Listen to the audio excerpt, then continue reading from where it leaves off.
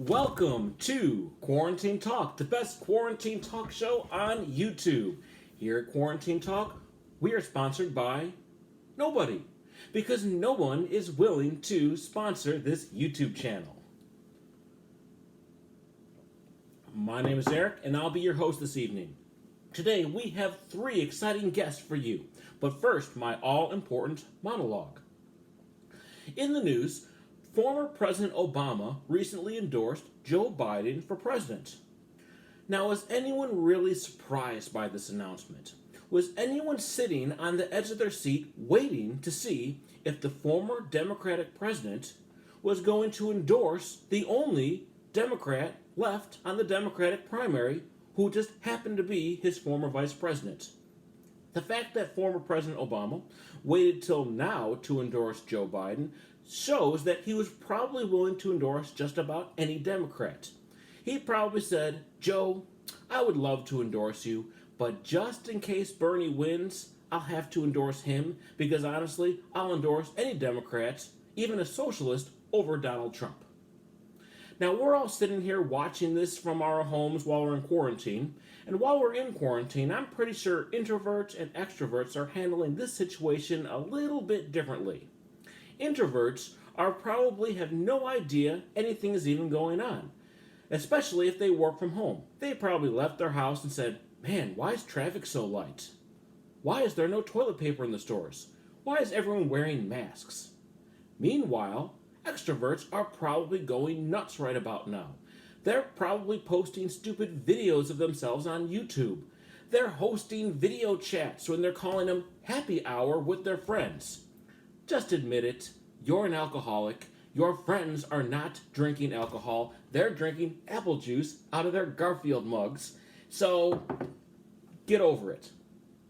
Meanwhile, the introverts, they're trying to come up with more creative reasons why they have to avoid their happy hour party on Zoom. They're saying things like, "Yeah, I'm busy watching Tiger King and hoarding toilet paper and stuff like that."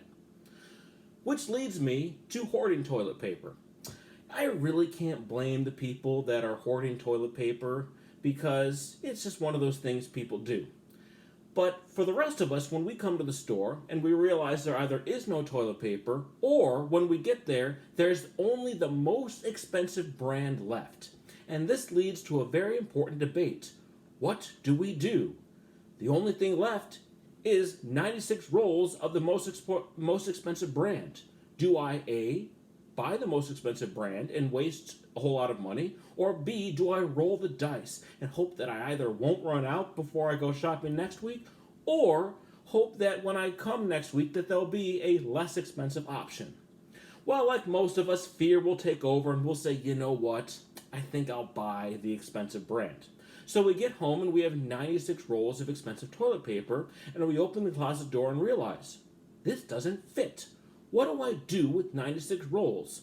I guess I'll have to part it out and put a roll here, another roll there, and put 96 rolls of toilet paper in 96 different locations of the house. My prediction is, in 6 months, this is going to be like an Easter egg hunt. Where is all the toilet paper? I can't find any toilet paper. Honey, where's all the toilet paper? I told you should have written down what you did with it, so now you're just going to have to look for it and find it. Our first guest this evening is a very exciting guest. His name is George, and he is currently an out-of-work sportscaster. George, come on out.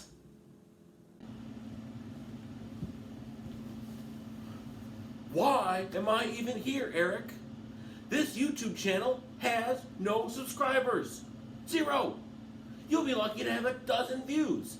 This entire escapade is a waste of your time, and more importantly, it's a waste of my time.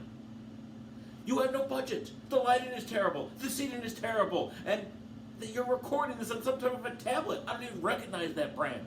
But you want to record me anyway. You want to interview me anyway. So fine, let's interview me. What have I been doing? Well, Eric, I've been doing a whole lot of nothing. It's called quarantine for a reason. You can't do anything. The bars are closed, the casino's closed, the gun range is closed, everything is closed. All you can do is eat ramen noodles, which, by the way, have absolutely no nutritional value.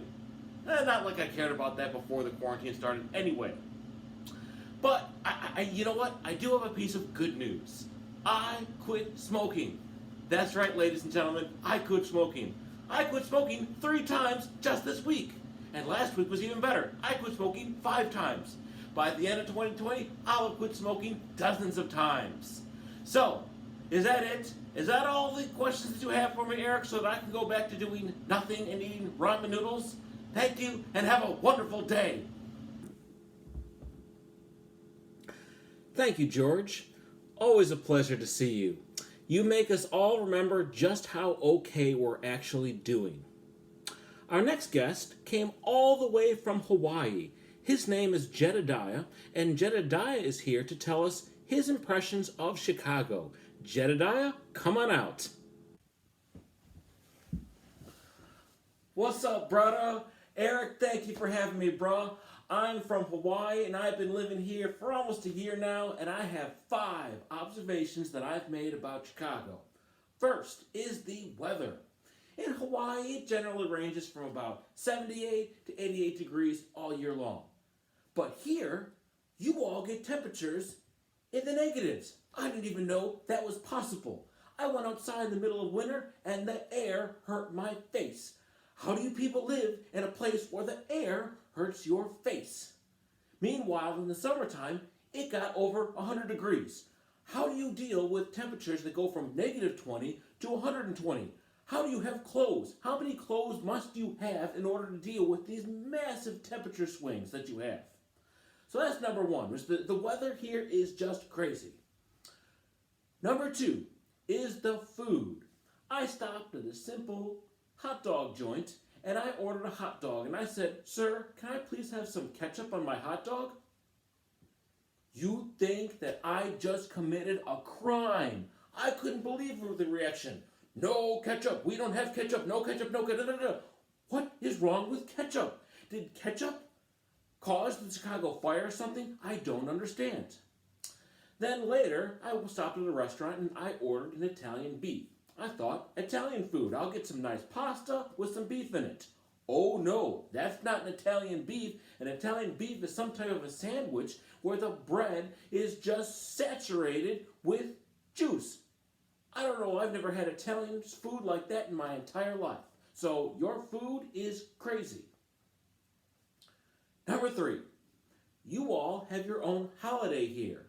Casimir Pulaski Day. When I found out about Casimir Pulaski Day, I said, Casimir Pulaski Day? Who's Casimir Pulaski? Tell me all about it. And everyone said, oh, Casimir Pulaski. He was Polish. I said, great. Who was Polish Casimir Pulaski? What did he do? And everyone said, I don't know. How do you people have a holiday and you don't know what the man actually did? Makes no sense to me whatsoever. Number 4. The guidebook told me you have to go to the sky deck. Sky deck, sky deck, sky deck. So I got into the cab and I said, excuse me, sir, can you please take me to the Willis Tower? Boy, oh boy, was his reaction harsh. Willis Tower? There is no Willis Tower. Use the Sears Tower, Sears Tower, Sears Tower. You have to go to the Sears Tower. There is no Willis Tower. I arrived at the building. Big sign said Willis Tower, yet everyone I talked to insisted there is no Willis Tower and it's the Sears Tower. This makes absolutely no sense about what you call a simple building. Which brings me to number 5. Names of all sorts of places around here.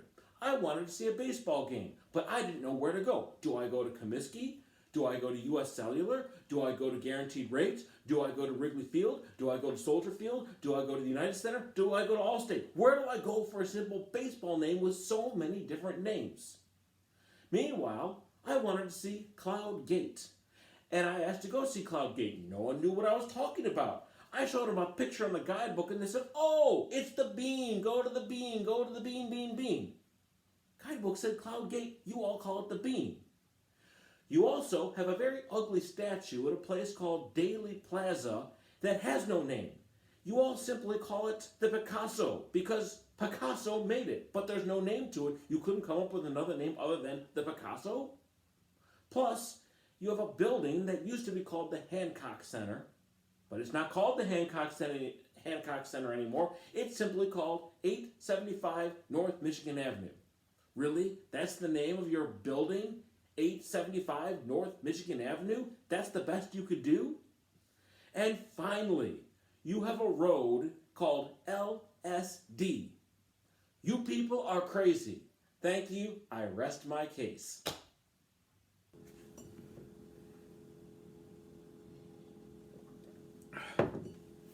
Thank you, Jedediah.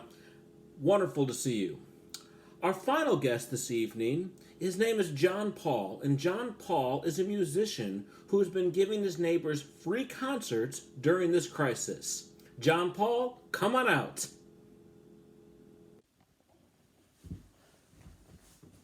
That's right, Eric. We got some music for you today. Now, please excuse me while I ramble on, excuse me while I dream on, because I don't want you to stop believing, because when you hear the music, you're about to be thunderstruck all along the watchtower like the eye of a tiger, because we are an American band. We're going to rock and roll all night, we're going to party every day, and we're going off the rails like a crazy train, because we were born to be wild. After all, we're just living on a prayer like it's sweet home Alabama, because we're going to show you a whole lot of love as we welcome you to the jungle, because you will not get fooled again. When you hear our music, it's going to feel like a jailbreak, because after all, a great rock show can change the world. Anyway, Eric, you are correct. I have been playing free concerts for my neighbors every night since this quarantine started. And I know they love it because every time I play, they invite the police to come out and hear me play as well. And you know, my neighbors, you gotta love them. They got a funny way of showing their appreciation. They say things like, "You suck," "Shut up," "You're terrible," "We hate you," "Be quiet." But you know what, Eric? That's just their way of showing their love. I love you guys too, and I know you appreciate the music. You know what, Eric? You want to hear a song? I know you want to hear a song. Just hold on right there. Let me go get my guitar. Don't go away. Well, it looks like we are out of time. I want to thank you for tuning in to Quarantine Talk. And make sure that you click that like and subscribe button. Why? I really don't know why, but everyone on YouTube says hit like, subscribe, thumbs up, thumbs down, comments, share, and all of those things. So you know what? Not sure why? I'm going to tell you the same thing. My name is Eric. Thank you for watching Quarantine Talk, and have a good evening. I'll see you tomorrow night.